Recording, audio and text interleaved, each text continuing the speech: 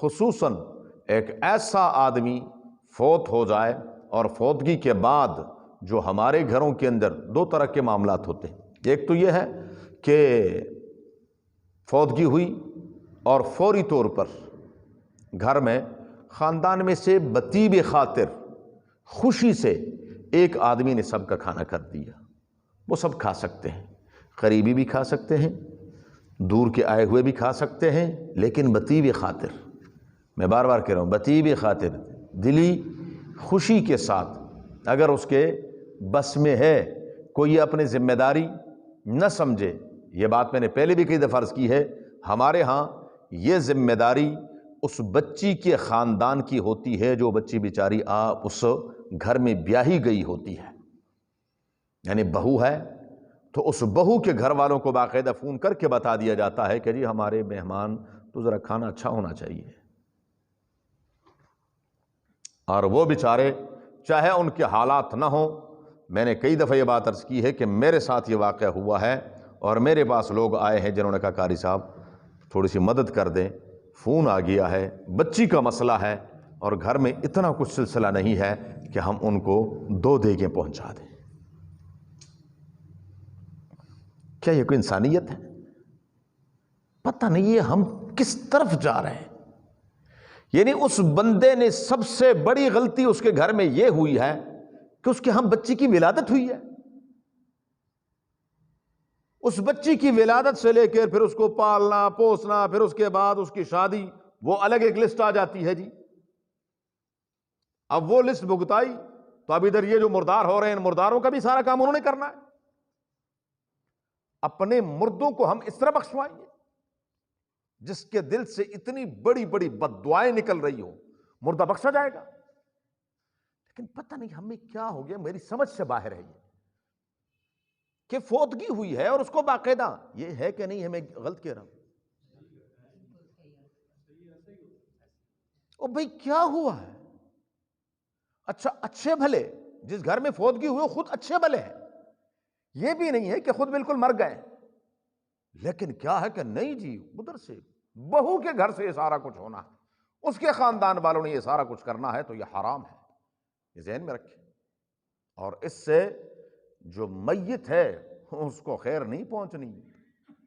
جی ہاں، تو میت کو کم از کم بے جا سزا نہیں دلوانی چاہیے. باہر کے تو اگر بطیبی خاطر خوشی سے کوئی کر لیتا ہے تو ٹھیک ہے، کر لے، وہ اس کی مرضی ہے. وہ چاہے خاندان کا ہے، دوست ہے، کوئی ہے، غیر ہے، وہ کہتا ہے جی ماشاءاللہ مہمان آئے ہوئے ہیں. ایک دوست ہے اس کا والد فوت ہو گیا ہے، دوسرا دوست کہتا ہے کہ جی میں نے سب کا کھانا میں نے کرنا، بہت اچھی بات ہونا چاہیے. رسول اللہ مبارک نے غزوہ موتہ میں جب حضرت جعفر طیار رضی اللہ تعالیٰ عنہ شہید ہو گئے تو حضور صلی اللہ علیہ وآلہ وسلم نے فرمایا اصنعوا لآل جعفر. اللہ بھائی حضرت جعفر طیار کے گھر والوں کے لیے کچھ کرو. کیوں؟ اس لیے کہ ان پر تو بہت بڑا ایک صدمہ مصیبت آئی ہوئی ہے گھر میں، تو وہ وہاں تو چولہا جلنا، اور حدیث بھی ہے کہ کم از کم 3 دن تک چولہا نہیں جلنا چاہیے. 3 دن تک چولہا نہیں جلنا چاہیے. کبھی کسی زمانے میں ہمارے ہاں یہ سلسلے تھے، ہمارے جو دیہات وغیرہ ہیں ان میں ابھی بھی اللہ کا شکر ہے یہ سلسلہ ہے. کچھ عرصہ پہلے، کوئی 8-10 سال پہلے سے، اس سے پہلے تو یہ ہوتا تھا کہ پورے خاندان جو ہے وہ تمام مہمانوں کو اٹھا لیتے تھے، خاندان کی سطح پر کرتے تھے. اب وہ معاملہ کچھ تھوڑا سا اور مزید انہوں نے وہ کر دیا کہ کمیٹی کی شکل دے دی.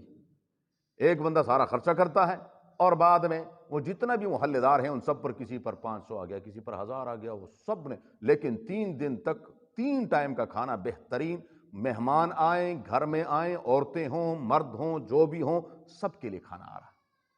وہیں پر وہ اس حساب سے پکاتے ہیں اور کھلا دیتے ہیں، اور کسی پر کوئی بوجھ بھی نہیں ہے. 500-1000 روپے کوئی اتنی بڑی بات نہیں ہے. لیکن یہ ہے کہ آج اگر کسی کے گھر میں تو کل میرے گھر میں بھی ہونا ہے، تو وہ ذرا آسانی ہو جاتی ہے اور وہ معاملات بڑے آسانی سے. لیکن یہاں چونکہ شہر کے اندر، ہمارے شہروں میں تو عجیب و غریب صورتحال ہے. ہم نے یہاں اپنے محلے میں دیکھا فوتگی ہوئی ہے، کوئی 1 کپ چائے کا نہیں لے کے جا رہا اس گھر میں کہ میں 1 کپ چائے کا ہی کم از کم بنا کے ان کے گھر میں دے دوں. ان کے گھر میں تو فوتگی ہوئی ہے تاکہ وہ کم از کم چائے کا کپ تو پی لیں. پتہ نہیں یہ کیسا ماحول ہے اور کہاں کا یہ سلسلہ ہے. یہ کم از کم ہونا چاہیے کہ جس جوگے بھی ہیں، جس حساب سے بھی ہیں، اس حساب سے کم از کم کچھ تھوڑا بہت کر دینا چاہیے، تو یہ بالکل جائز۔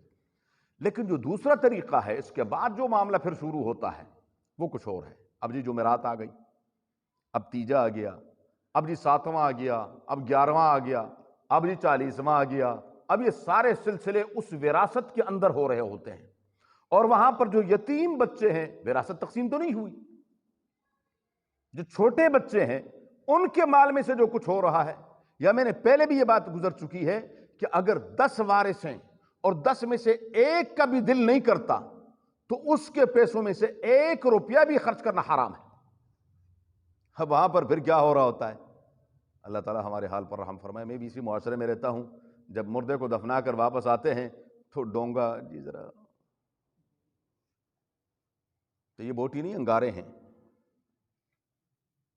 جی ڈونگا ایسے پکڑایا جاتا ہے کہ جیسے ہم یہاں پر کوئی پکنک منانے آئے ہوئے ہیں، اور ایسے کھا رہے ہوتے ہیں، اور ساتھ میں ہاں ماشاءاللہ ادھر یہ دروازہ ہے اور یہاں پر کیا ہے، فوتگی ہوئی ہے، وہ سب سے پیش ہوتا ہے کہ سب سے پہلے مجھے ڈونگا بھر کے دے۔ خدا کے بندو، یہ تو مہمان کا حق ہے، ویسے بھی نہیں ہونا چاہیے، لیکن اگر کرنا بھی ہے تو کم از کم کچھ تو اللہ تعالیٰ، یہ پیٹ پتہ نہیں یہ بلا کب اس کو نیچے رکھیں گے۔ ہم نے اس کو سر کے اوپر رکھا ہوا ہے کہ بس کسی طریقے سے میں کھا لوں، دوسرا کھائے نہ کھائے، لیکن بس مجھے مل جائے۔ یہ کیا ہے؟ تو یہ ناجائز ہے، یہ ہے وہ یتیم کا مال۔ انما یأکلون فی بطونہم نارا، یہ اپنے پیٹوں میں انگارے بھر رہے ہیں، اور یہ آج تو ان کو کھانے نظر آ رہے ہیں، کل کو یہ انگاروں کی شکل میں انہیں سارا کچھ کرنا ہے۔